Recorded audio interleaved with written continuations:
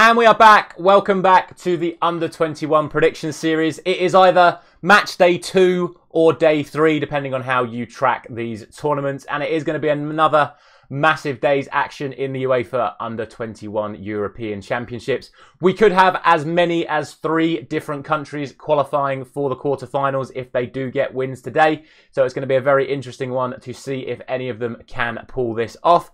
Before we get into it, as always, if you have enjoyed the first couple of videos we have done on this series, please do consider dropping a like on the video and sharing it with a friend if you want to get more people involved in this series. And of course, please do consider subscribing to the channel and ringing the bell as well, because we are doing this every single day there is matches in this Under-21 Championships. And let's just get straight into it, because like I say, there are a lot of things to discuss today. And we start off back in Group A and the return of one of the host nations, Georgia. And obviously, I was a bit disrespectful to them last time out. I said that they didn't really have much chance against Portugal, and I have to say, even though they did win 2-0, which is an incredible result for them, the stats do suggest that Portugal were unlucky at least not to get something. Georgia only had 2 shots on target and they both went in, and you have to say fair play to them for scoring their chances. Portugal had 5 times as many chances as Georgia in that game and didn't score any. So that shows that Georgia are more than capable defensively of keeping a good side out. Sadly, of course, I did not watch that game, so it's hard for me to make a full judgment based off of that. I did, however, watch the Belgium against Netherlands game, and I have to say I thought Belgium defensively were absolutely solid as anything, and probably could have done better in attack when you consider they have the likes of De Ketelaar and Openda up front. You would have expected a little bit more from them in that game. So it makes it a very interesting game to judge this, because if both games go the same way as their opening games did, you could probably make an argument to say this is probably going to be another 0-0, because I don't think Georgia have enough to break down what was an incredibly good Belgium defence.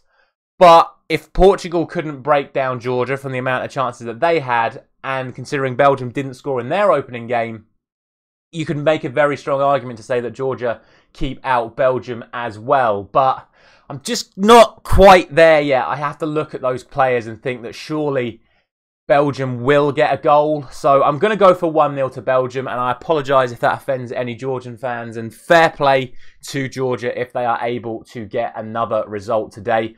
Obviously, if they do win, they are one of those 3 teams that could qualify for the next round with a win today. So it'll be interesting to see how that one pans out. I just think Belgium will be too strong in the end.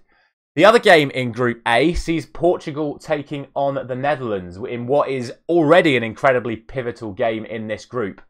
Portugal basically have to win. If they lose and Georgia win, obviously Georgia are through, and I think Portugal will be out, because then Netherlands will be on 4. So Portugal have to win this game, and they do have a good squad of players. We spoke about it last time out. The likes of Vitinha, Pedro Neto that I mentioned in the comments are playing for Portugal, so they are a very good team. But Netherlands played fantastically against Belgium, and if it wasn't for that incredibly good defensive performance from Belgium, I think Netherlands probably would have won that one relatively comfortably. So I have to look at the facts that Georgia did score 2 goals against Portugal, and that Holland were very unlucky not to score against Belgium, and say that, unfortunately, this is the end of the road for the young Portuguese team as I go for a 3-1 win to the Netherlands. I really think if they play with that same sort of free-flowing football that you come to expect from a Dutch side, that I just think Portugal won't have enough to contain them. They looked so dangerous, the likes of Somerville,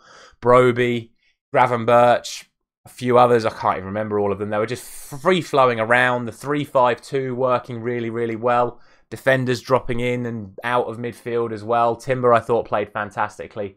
I just don't think the Portuguese have enough to contain it. So for me, the Netherlands will get the win today, and that will set up a very interesting final set of fixtures. Because as the group would stand, it would be 4-4-3 from Belgium, Netherlands and Georgia going into the final set of fixtures.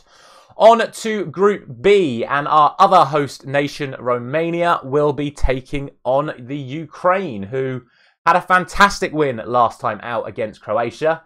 And today will probably be welcoming back their young superstar, their £100 million man, Mikhailo Mudryk. So you have to say that realistically, there's only one way that this game is going to go, and that is a Ukrainian win. I'm going to go for 3-0 to Ukraine.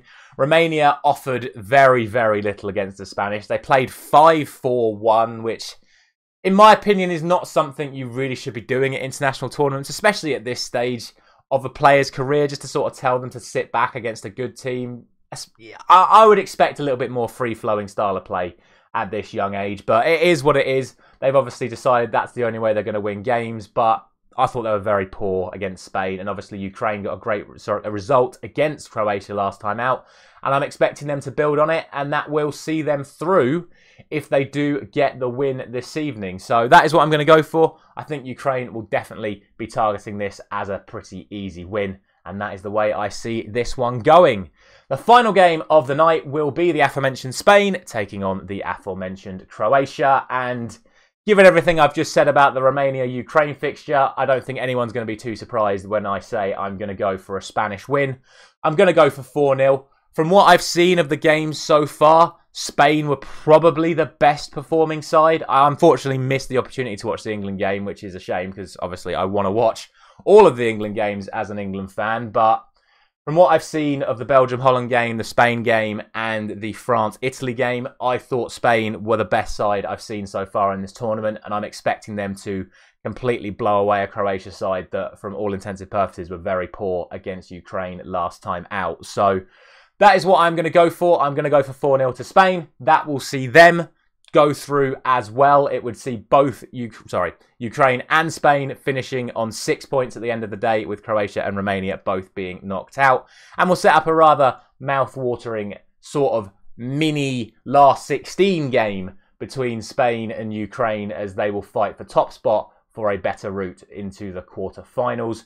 But that will be it for today's video. As always, let me know your thoughts down in the comments on today's action and everything you have seen so far in this tournament. Thank you very much for watching. I'll be back tomorrow morning.